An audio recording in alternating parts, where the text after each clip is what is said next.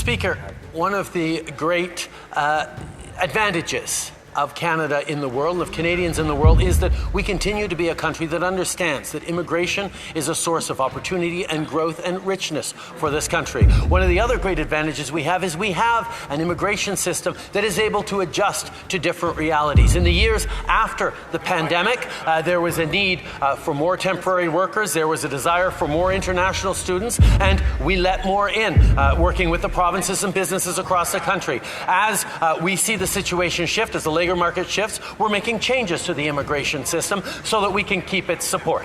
That's right. Mr. Speaker, there's nothing compassionate about it. Inviting people without a place for them to live or health care for them to have or jobs that provide them with paychecks. He has destroyed our immigration system through his own personal incompetence and destroyed a 150-year common sense consensus between Liberals and Conservatives on that subject. He cannot fix what he broke on immigration, housing, or anything else because he's busy fighting his own caucus.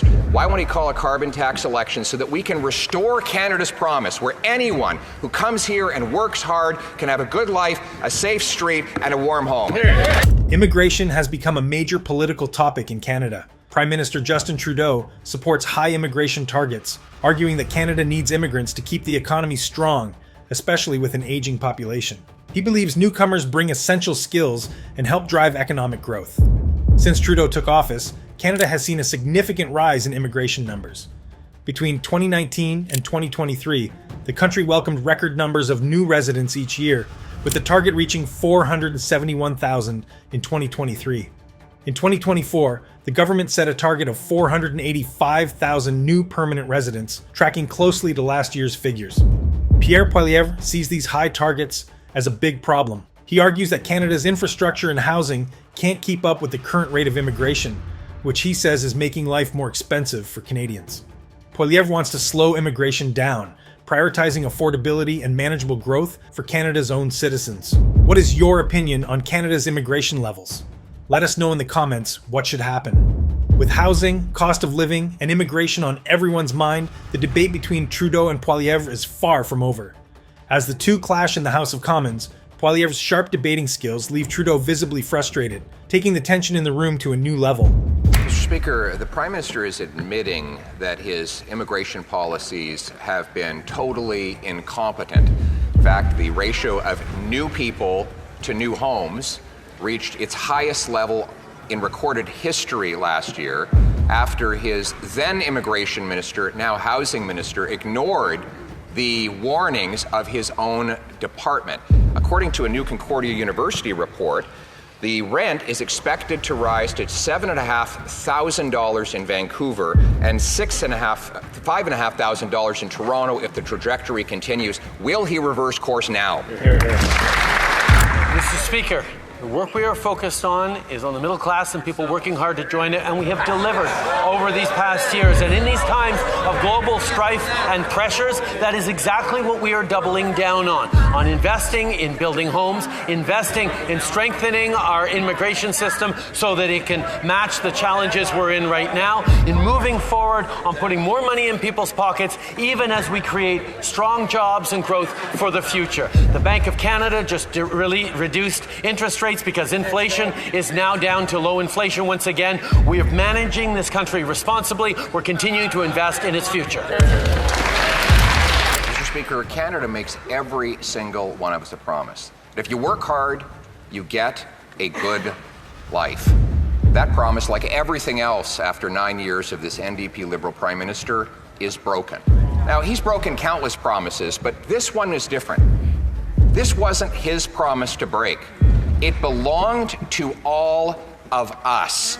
Now that he has destroyed the immigration, the housing market, the cost of living, will he call a carbon tax election so that we can bring home Canada's promise? Once again, Mr. Speaker, we see the Leader of the Opposition pushing a brokenist vision of Canada that is simply not aligned with the reality. Yes, Canadians are struggling like people are all around the world after years of high inflation and disrupted supply chains and global conflicts has weighed heavily on everyone around the world. But Canadians continue to see opportunities. Canadians continue to see investments by a government that believes in them, whether it's investing in green jobs of the future or investing in programs and supports like dental and childcare that make a difference that the Conservatives continue to vote against. That's right. Mr. Speaker, brokenist. It's not even a word. He's even breaking the English language.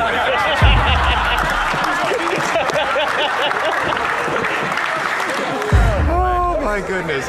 So he broke the housing market by doubling the costs. He broke the cost of food by jacking up the carbon tax and increasing prices 36% faster than in the United States. He's broken our immigration system. He's breaking the bank with his doubling of the debt.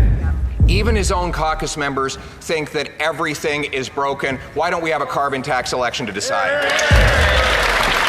The Leader of the Opposition is focused on exploiting the struggles of Canadians that are very real. He's not offering a single solution to support them. He's offering to take away the Canada carbon rebate that is putting more money in their pockets and fighting climate change successfully while it grows the economy. He's offering to cancel the dental care program that has helped close to 1 million Canadians already access dental care. He's planning on canceling the child care that has brought child care costs down to $10 a day in so many parts of the country and created spaces everywhere. He stands against the programs and supports for Canadians, while at the same time, he says Canada's broken. That's right. Proof this NDP Liberal Prime Minister is not worth the cost is that he picked the most incompetent immigration minister in Canadian history and put him in charge of housing.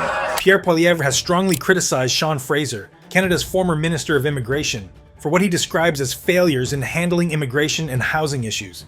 Poilievre blames Fraser for the surge in international students and temporary foreign workers, arguing that this influx has driven up demand for housing, making it harder for Canadians to afford homes. He has labeled Fraser as the worst immigration minister of his time, linking these immigration increases to the current housing crisis. However, Fraser still defends immigration as necessary for economic growth, and that, if managed well, it can support rather than hinder affordability in the long run. In the next debate, Fraser takes aim at Poilievre, clearly hoping to put him on the spot, but he doesn't see what's coming. Poilievre fires back with quick, precise arguments, each one hitting hard. Fraser, visibly frustrated, struggles to keep up, not expecting what happens next. Proof this NDP Liberal Prime Minister is not worth the cost is that he picked the most incompetent immigration minister in Canadian history and put him in charge of housing.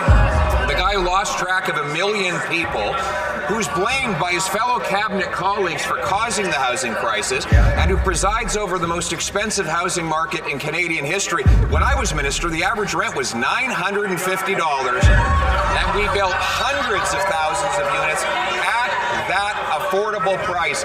So why won't he learn from our smashing success in 2015 in keeping costs low by axing the tax and building the home? Now, at the time, they expressed opposition to our plan to welcome 40,000 Afghan refugees who fought alongside the Canadian Armed Forces. They seem still to have problems with the fact that we opened our doors to vulnerable Ukrainians. But let's actually focus on the housing issue right now, Mr. Speaker. He talks a big game about housing, but he plans to raise taxes. They get antsy when they're confronted with their actual record. Let's take a look at what he got done. Only 6 affordable housing units across the entire country. Lost 800,000 more. 0 new apartments. Now he wants to raise taxes on home building and cut funding for the communities who are getting them built. According to Scotiabank, the Prime Minister's deficits are adding 2 full percentage points extra in interest costs for the average family. That works out to about $6,000 for a modest mortgage of $300,000. $6,000 in extra mortgage payments from these deficits alone. Will they finally wake up to the fact that this NDP Liberal Prime Minister is not worth the cost? The leader of the opposition seems to know the cost of everything, but the value of absolutely nothing. Does he not see value in the measures that are building more homes in this country? Does he not see value in programs that are going to put food on the table for hungry kids through a school food program? He continues to oppose measures that are helping students with the cost of their education and the families with the cost of housing. Mr. Speaker, we will continue to put measures on the table to make life more affordable for middle-class Canadians and do right by a generation of young people who've been priced out of the housing market. It's a shame his policies would have the exact opposite effect. Hear, hear. We can't see the value of homes and food that don't exist after 8 years.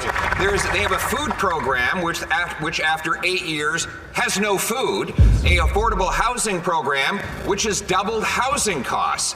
They're not worth the cost, and now their deficits are driving up the interest obligations for the average family. For a family with a $500,000 mortgage, deficits are adding 10 grand in additional interest payments per year. When will they realize that after 8 years, this NDP Liberal Prime Minister is not worth the cost? If you loved this comeback from Poilievre, make sure to hit that thumbs up. See you in the next one.